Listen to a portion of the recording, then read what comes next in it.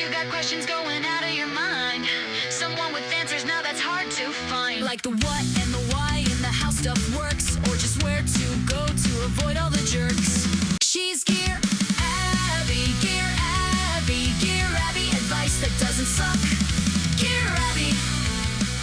Hello there, my outdoorsy friends, and welcome to Gear Abby, where we tackle the controversial, weird, obscure, and taboo topics that other outdoor podcasts refuse to touch. I'm outdoor educator and writer Shawnté Salabert, and I'm here to answer your burning questions about our relationships with outdoor people, places, products, and pastimes. And I want them all, because remember, there are no dumb questions, just smart advice. Here's how it works. You're going to send questions to deargearabby@gmail.com, and I'm going to answer a couple each week here on the show. As always, with this guy, my partner in gear, the producer of Gear Abby, and everyone's favorite mustachioed mouthpiece, Colin True. No mustache. It's gone. What do you call that? You have an entire face full of hair, Colin. Yeah, I know. I need to go back down to scruff. I'm at like either go beard or go home, and I'm ready to go home. I also got a haircut. I'm really lacking in hair. You know? Well, for you, lacking in hair is like very hirsute for anybody else, because what I'm looking at, people, you cannot see Colin right now, but Colin has a beard. He has a mustache. He has a soul patch connecting it all. He's got a lot of hair on his head. Something to be proud of, Colin. Thank you.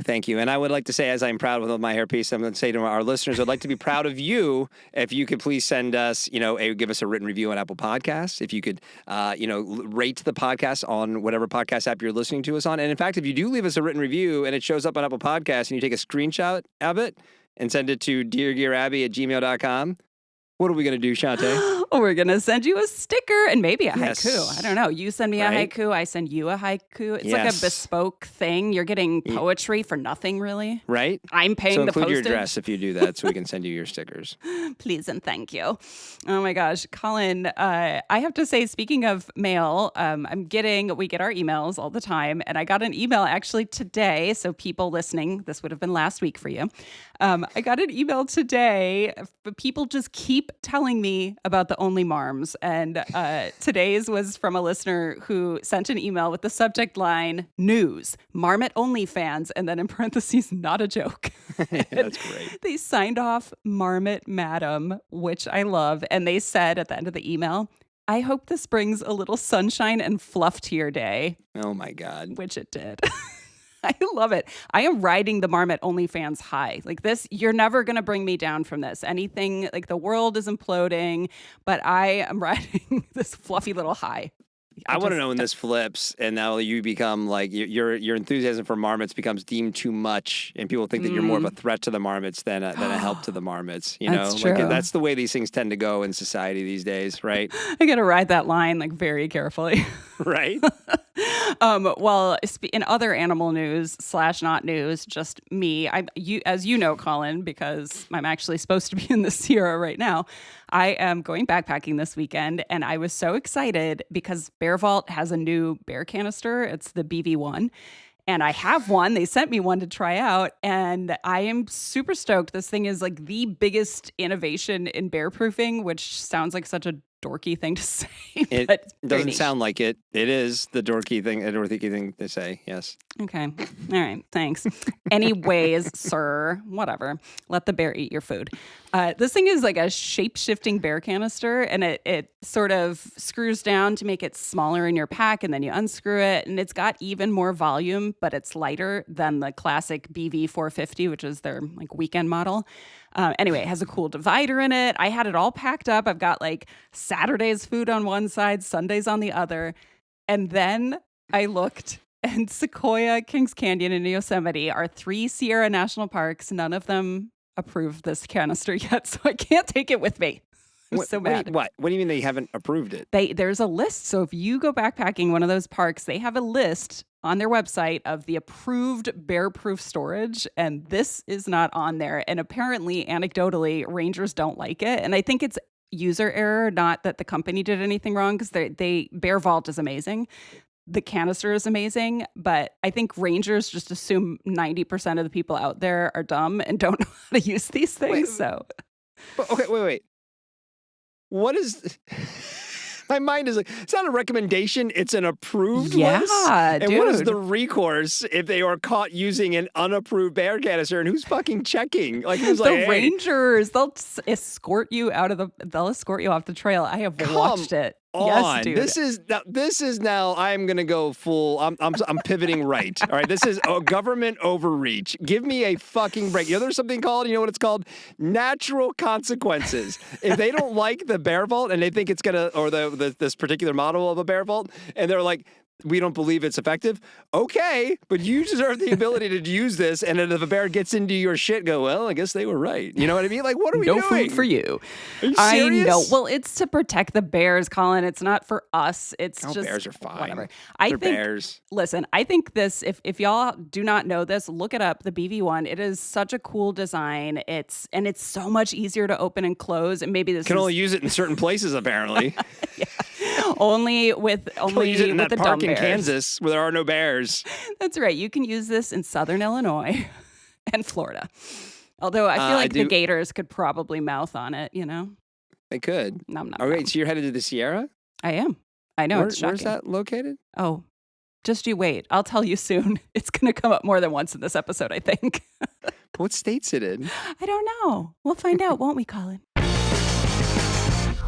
I am already sweating, so this is going to be a good one. You know, my ceiling fan is turned off. Southern California summer is fully here. It's August to October for those who don't know. It's a lead up to the tourists leaving, but also the heat lingering into the fall when everybody else is cooling off. It's Southern California summer. I can't decide if having lived in New York City August is also pretty bad because you have on top of the sweaty humidity and the heat, you have just pervasive trash smell everywhere. Yeah, the garbage smell is the worst part of New York in the summertime. Yeah, so I guess I choose my sweaty SoCal house.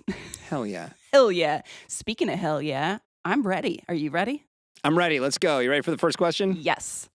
Okay. No greeting here. They just get right into it. I sincerely want to know what to do if you find a ghost is visiting you on trail. It happened to me in the Eastern Sierra this year. See? Is it Paiute? Did I get that correct? Paiute, yeah. On Paiute Pass. Am I the only one? She was a young woman ghost, and she stole my Garmin and battery pack. How rude, signed, Toes. Assume Toes is a trail name. Toes. I also don't believe you, Toes, but that's fine. I love an early start to spooky season. I actually just... Yeah, me too. Yeah, my friends and I have a couple of friends, Mayan and Daniel. Mayan is actually Dirty Gourmet, who are also Halloween nerds. And every year we try to do all of the, immersive theater in Southern California. So today we booked our first thing. I'm very excited. Oh, I didn't know that it was that was in your wheelhouse. So I'll start also sharing Halloween. Oh my God. Do you not know? Colin? Do you not know about the true Halloween costumes and stuff like that? What? Huh? Are we speaking in code? we are. So I do not like when you walk into somebody's house and they're like, "Here's our family," and then they're on the beach all in matching white shirts and everything. I'm like, ugh, God, I just can't stand that kind of stuff. Good for you if that's what you like. I don't like it. So what we did for about 4 straight years when the kids were little, we got fully dressed in like Halloween regalia and had a photographer come and take a photo of us. We did Ghost Pirates. We did Vampire Feast. We did this creepy puppy. I'll send you pictures of it. Please do. Yeah. So my God, it's our house's favorite holiday. So I'll now start sharing with you Halloween Instagram reels. Okay, send them to me. I feel like ones. This is how you're going to get me, even though I was once again in your neck of the woods, but we could not get together last weekend. This is going to draw me down. We are going to do a Halloween thing together this year. All right, let's go to Balboa Park, the haunted trail. Let's do it. All right. In the interim, I should answer this more current haunted question. Yes, we should. So I will say, I do think this is our very first haunted trail question or any haunt. Well, we had the stairs in the woods, the haunted stairs in the woods. We did. Yeah. Listen, and I might have said this then, but everybody who's listening, send us your outdoor ghost stories. Oh, yeah, I want to read them in October. So deargearabbey@gmail.com. You do not have to ask a question. Just send us a little anecdote, a reflection, a haunted ghost story. If something to do with the outdoors and spookiness. We will read them throughout all of the episodes in October. Start sending them now. if you sent them to the Dirtbag Diaries for their haunted thing and you've never gotten on that show, screw Send 'em Fitz to call. us. Send them to us. Yeah, Love you, you're Fitz. sending things to My Favorite Murder. Whatever. They're never going to read it. 1 million people listen to that show. Send it here. We'll read it. Okay. Oh, man. Well, for those of you who are not believers, you're going to have to suspend your disbelief for this one because Toes, your electronics thieving Sierra Spectre is not an anomaly.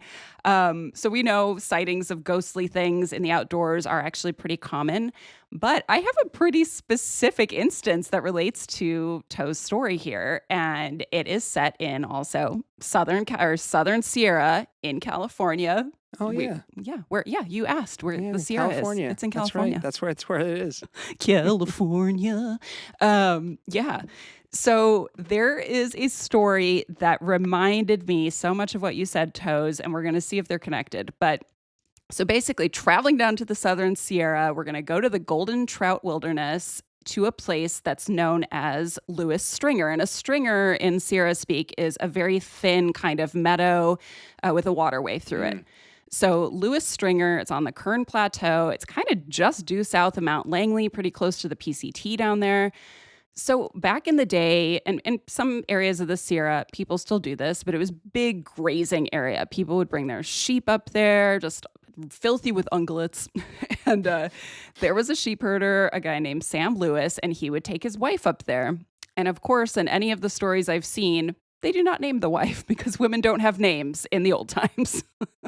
Sexist. I mean, you know. That's the way it Sam was. Lewis's wife. That's right. God, the good old days. Oh my God, shut up in your face. Take your non-existent, existent beard and shut up, Colin. I'm telling a ghost story, okay? I'm into it. Anyway, this anonymous lady who we will never know because she didn't matter. Mrs. Lewis. Mrs. Lewis. She freaking loved this place. They went camping up there all the time. She loved it so much that when she died in 1910, Sam sprinkled her ashes around her number one favorite campsite in Lewis Stringer. So it seems Homegirl is still hanging out there to this day because not long after her burial, or I guess not burial, she was scattered to the winds, people started reporting strange things happening there in that area. And there's a very obvious campsite over there. So it's all kind of centered on this campsite. People, it's like backpackers have reported it, horse packers and rangers. So they've said they've heard a woman's voice. They've seen several people have reported seeing a campfire glow where there wasn't one, witnessing what they thought was a woman dancing and singing. Again, no humans around. Animals. She's like, hey, my name's Barbara. Barbara. Just like as in Donnie Streisand. Lewis, that was my name. I can't move on until everyone knows. Oh, that was a good one, Colin. That's a deep hit for any of you who enjoy Babs. Oh my God, good one. Well, maybe. I don't know what her pre-ghost, since isn't she still alive? Don't know what that's about. But so Mrs. Lewis here, maybe haunting, I don't know. People have reported their animals being spooked. And we're talking horsepackers. These are not like people prone to superstition. But I'd say most relevant to you, Toes, is that people have also reported waking up in the morning at their campsite and finding either items are missing or they've been completely rearranged around their campsite. So I don't know. Maybe no drugs involved at all. Not that I'm aware of. Nobody's admitting to this. Alcohol nowhere near what's happening here. So they say. So yeah, I don't know. Maybe there's some mushroom eating, like organic material happening that nobody's copping to. None of the stories include this, probably because it was illegal back in the day. But these stories, by the way, people are still reporting this stuff as of fairly recently. So I don't know. Maybe the unnamed Mrs. Lewis ghost decided to take a little journey 70 miles north on the PCT to Paiute Pass. I don't know. So I don't know the full details of your story, Toes, but I'm going to give you some general ghost etiquette if you feel a little bit haunted while you're out there. From the Leave No Trace catalog, That's right. That's right. We should be telling the ghosts that. Like, hey, man, leave no trace. It's at the back of the book. You have to get out some lemon juice and a candle, and that's how you find it. You have to whisper in front of the mirror 3 times. Right. Something about Bloody Mary, I think. Barbara Lewis, Barbara Lewis, Barbara Lewis. I like that we've decided her name is absolutely Barbara. It's Barbara. It's got to be Barbara. Barbara. No, it was Barbara. It's Barbara. That's a deep cut for anyone who likes Flight of the Conchords. Anyway, all right, listen. Before you go full supernatural, we do want to check if there's any drugs involved. And this is not for you, Toes. This is for anybody who feels like they may be seeing things out there. Make sure you haven't licked any toads or anything. Check in. Are you feeling dizzy, depleted? Are you at high elevation maybe? Are you sleep deprived? Are you feeling anxious or on edge and it's dark out?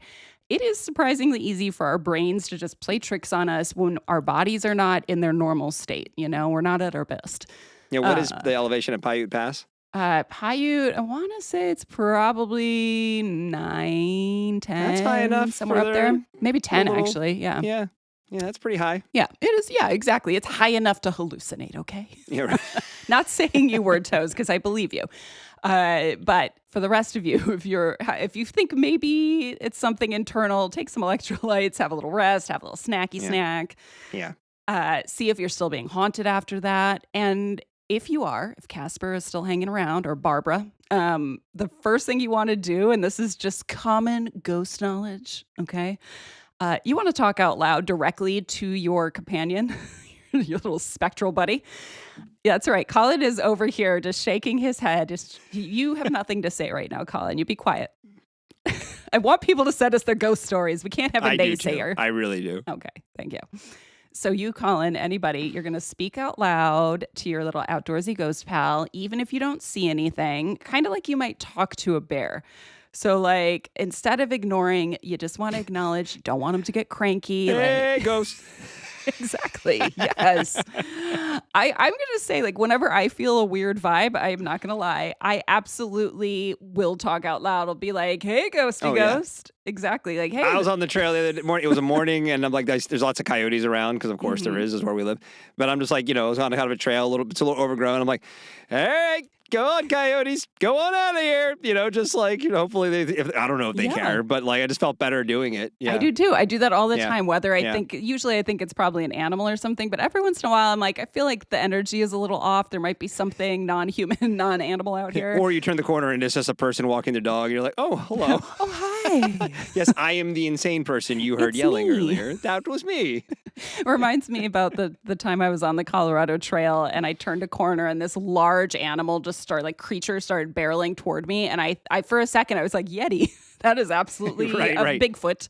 No, it was like a Saint Bernard and it was running full bore at me and it knocked me over.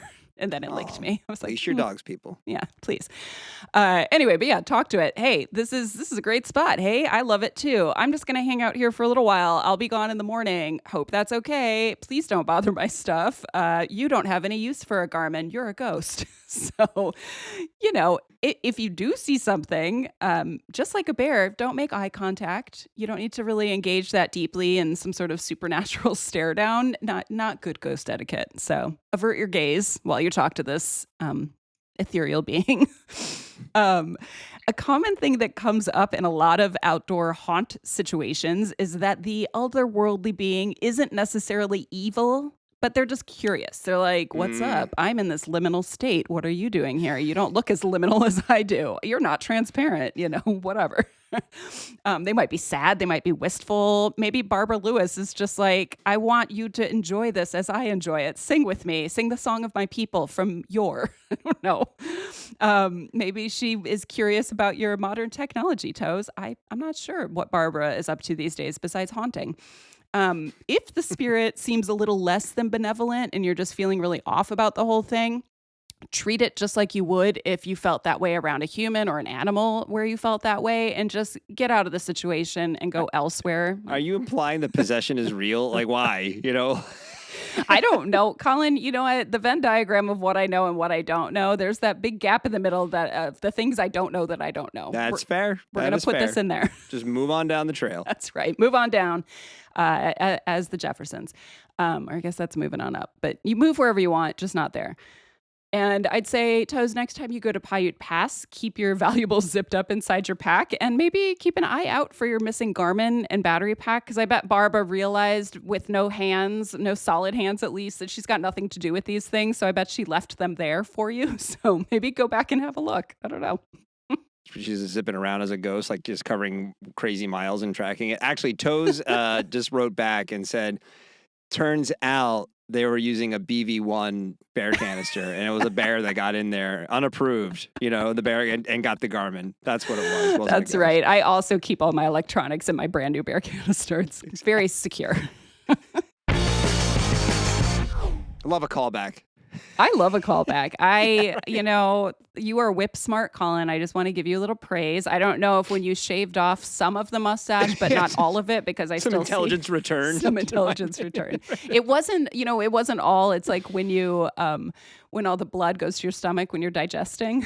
Yes. Now that you cut off all that hair that was stealing your brain power. Oh my God. Yeah. God, things are so clear now.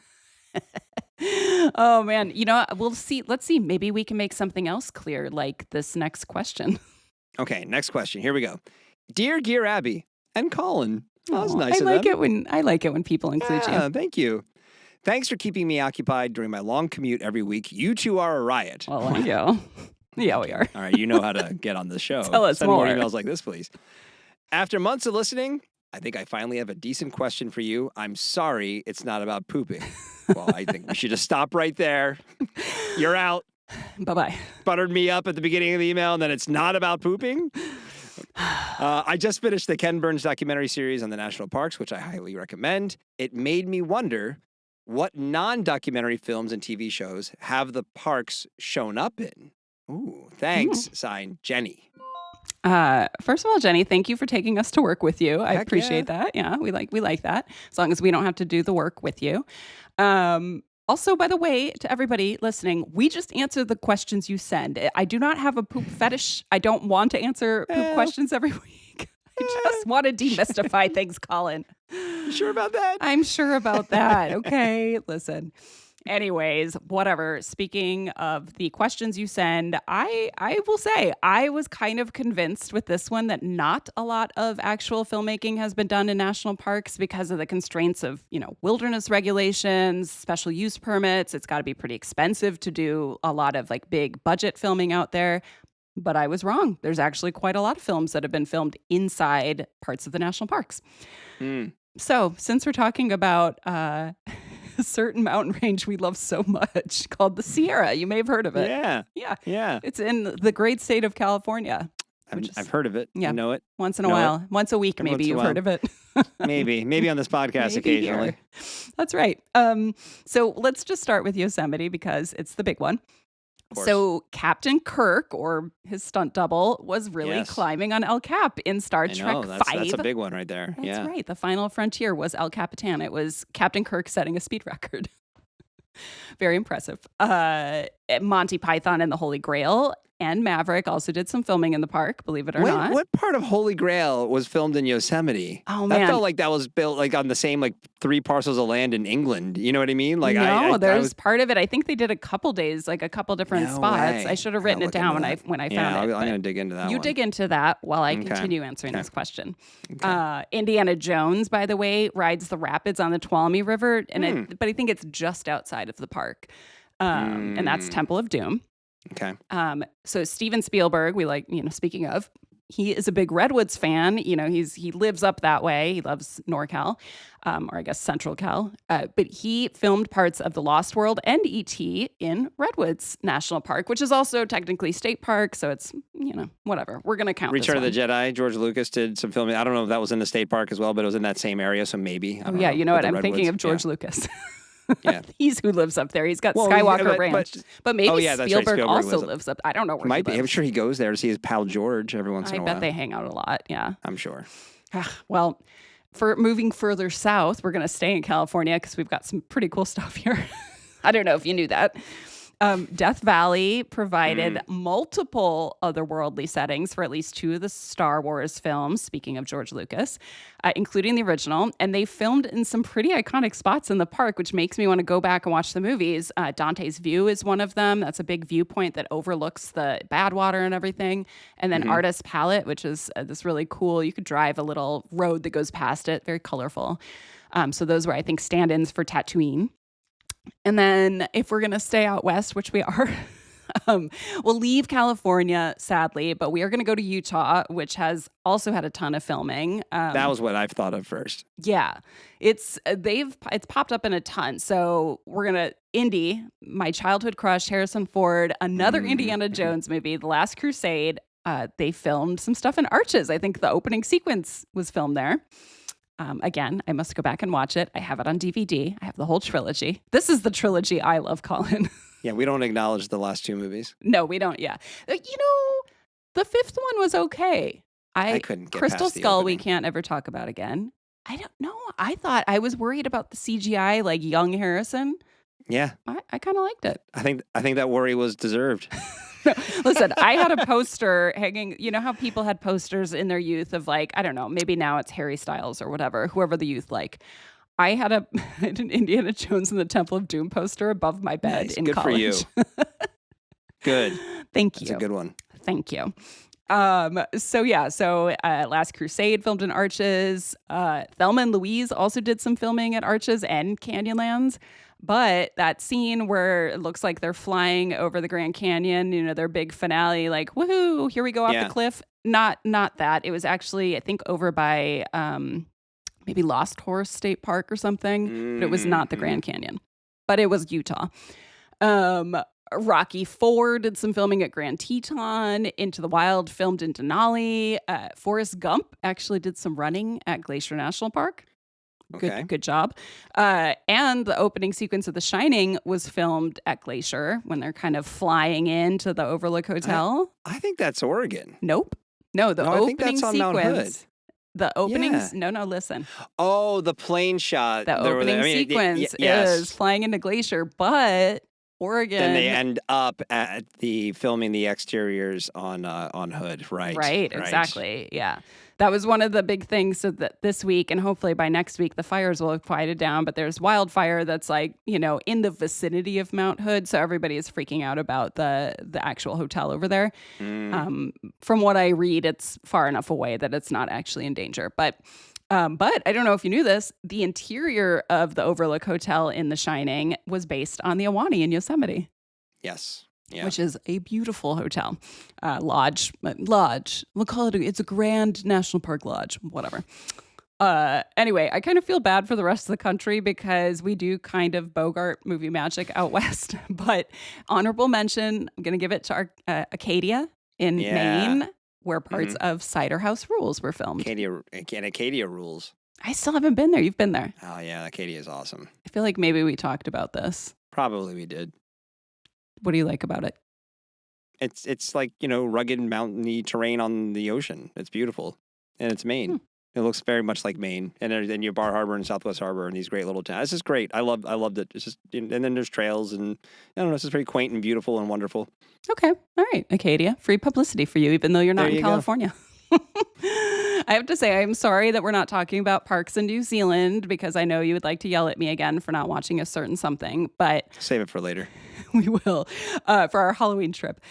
Did you know, though, that our favorite movie of all time was filmed around Mount Cook in New Zealand? And what movie is that, Colin? I did not know that. I mean, the greatest movie ever made. What movie is it? Vertical Limit. Yeah, the most realistic climbing film ever made. Colin, I think last year we threatened to do an end of the year Vertical Limit episode and we didn't. I think we need to. I think we might need to. It was only 1 year removed from doing it on the Rock Fight, and now this year the Rock Fight will have been gone for almost a year at that time. I think it's time for the relimit. Maybe it'll be our Rock Fight Memorial episode, and then you can replay it in the old Rock Fight RSS feed. Yeah, without a doubt. People be like, the Rock Fight is back. They'll be like, oh, damn it, they're just talking about watching Vertical Limit again. It's what we do. All right. Well, we have time for one more question, so hit me. Here we go. And this one I think deserves an accent. Oh, please and thank you. Dear Abby, mistress of the trail, lady of the marmots, queen of bidets. Oh, as beautiful. As a fellow backpacker with an insatiable appetite for both food and podcasts, I humbly request to know of ye, what are some of the weirdest... I feel like this is like a Holy Grail thing. Like, what is your favorite color? Yes, probably. What are some of the weirdest things you've eaten on trail? What is something you'll never eat again? And what is something you dream of eating out there? Regards, your humble servant in listenership. But no I don't know name. that. Just No your name. humble servant. Just your humble servant, new trail name. I love that. Humble servant. Colin, first of all, just take a moment to congratulate Yes. you. That was beautiful. I would Thank give you. you an award if I could. Excellent. Thank you. Yes. Yeah, I'll take make an one Oscar. up. Yeah, okay. I'll work on that. I'll workshop. I'll get in touch with our national park buddies, Lucas and Spielberg. We'll see what we could do. Perfect. Also, that's the second Monty Python reference in one. Well, that's what made me think of it. I was like, this is very Holy Grail coded. But yeah. I like it. Tis but a flesh wound. All right. Well, thank you, my humble servant, for such a reverent email. That was I could not wait to hear Colin read that. I was secretly hoping you would do an accent. So thank you for fulfilling my dream today. It was just so obvious. It was so beautiful. I actually wrote a piece that was kind of about this whole food on trail situation for this book, Campfire Stories. It's the second volume, volume 2. And the piece, the title of the piece actually will give you, dear servant, a major clue to your third question. And the title was On Trail, We Dream of Enchiladas. My wife made some incredible homemade enchiladas last weekend. They're so good. It's truly the number one food that I've dreamed of on trail. I did make, speaking of dirty gourmet, I mentioned Mayon Kwan earlier. I made in their first cookbook, they've got 2. They have an enchilada recipe, and I made it for my friend Ashi one day on a backpacking trip, and I carted in like all these heavy ingredients. Absolutely worth it. Oh, so dreamy. But I'm looking ahead at our outline. Are you really going to read all these? Yeah, I'm going to read these. So it'll be quick. Just rapid fire. Shut up. It'll be like 2 minutes. It's amazing. I guess you have the time to think about it while you're out there, so it makes a lot of sense. Listen, what Colin is talking about is we sketch some things out every week so we don't go off the rails too hard, just in the ways you guys like. But I wanted to read. I wrote this piece, I think, after I finished the PCT, and I called it "Things I Have Ingested While Backpacking." That's awesome. And I used to read this every time I did a in-person, workshop or whatever, or a presentation, speaking engagement, and the people liked it. So this was actually the basis for the piece I wrote for the Campfire Stories book, but this is like the original rough version. So here's some things that I've eaten on trail. Swedish fish candies, red only. Of course, red only. Chocolate pudding containing all the things we couldn't fit in our bear canister that night, which I think I talked about on the pod. By the way, that is the thing I'll never eat again, is the chocolate pudding because of that. Probably because you had it in a BB1, so you couldn't find it because the bears got it. The bears got it. That's right. They're so agile. The charred remains of a solitary square of overfried Spam. I've also never eaten Spam again since that day. Multiple unidentified winged creatures, raw. With these mammals? Winged. What mammal besides a bat do you know has wings? Well, that counts. No, I'm not eating bats out there, Colin. Well, I don't know. Listen, save that for the Halloween episodes. Save that for Barbara. Barbara Lewis probably has a story about a haunted bat. She definitely does. It's like spirit inception. We're going to start asking the ghosts to send in ghost stories. We'll see what we get. I love that. Be amazing. Are you listening, Barbara? Yes. Send us an email. We want your from emails. the woods. Use the Garmin that you stole from That's Toes. right. Hit the SOS button. Pack out a little message on the cell phone you probably stole from another hiker.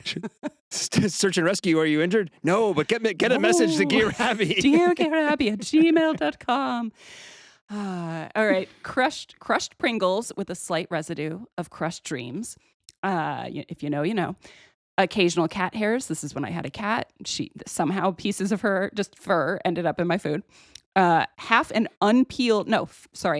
peeled orange given to me by somebody who probably had not used soap in like 3 weeks. Ew.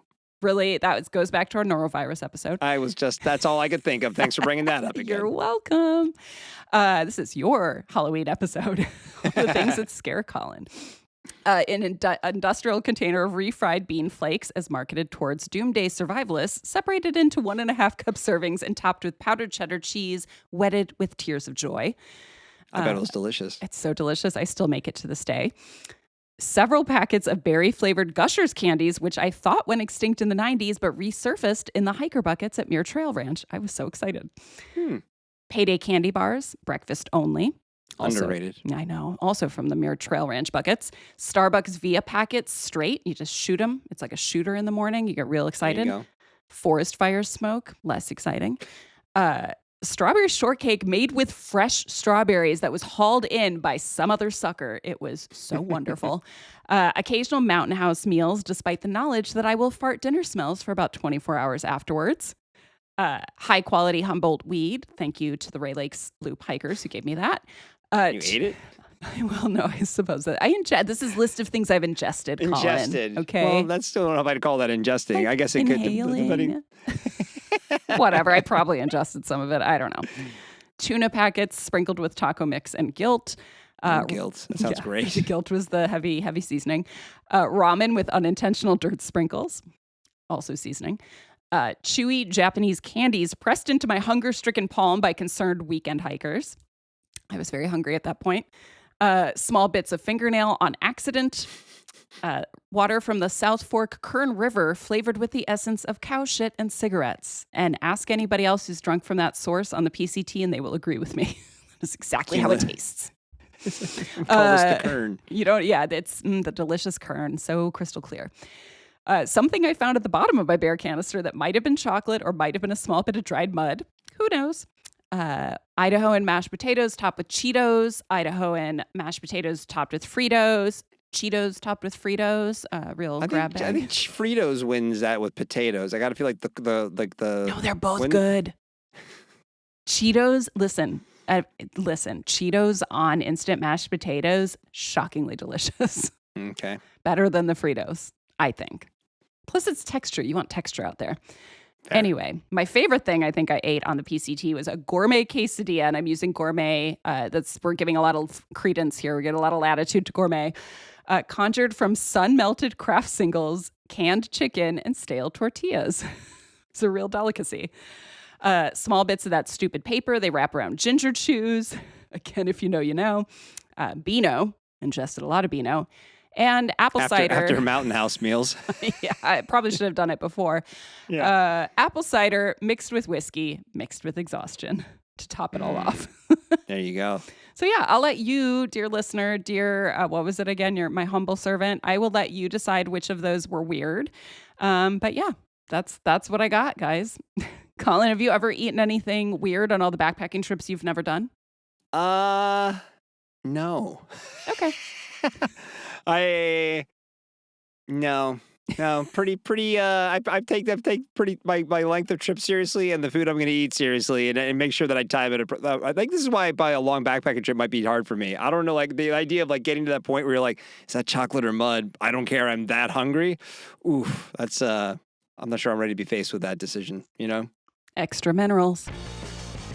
All right, well, that's it for this episode of Gear Abby. Until next time, send your burning questions and your stories over to Dear Spooky Gear stories. Abby. Your spooky stories. Your questions are about outdoor people, places, products, pastimes. Your stories are about spooky shit. Send all of that over to deargearabby@gmail.com. I'm going to do my best to answer or find someone else who can.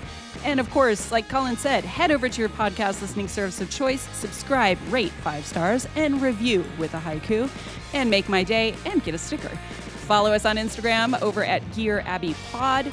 And in the meantime, today's episode was produced by this guy, Colin True. I can't think of anything. I think I'm joked out. I gave all my jokes out. You did a good Leave job us a today. review. And that's not a joke. I'm the very serious Shawnté Salabert, and remember, there are no dumb questions, just smart advice.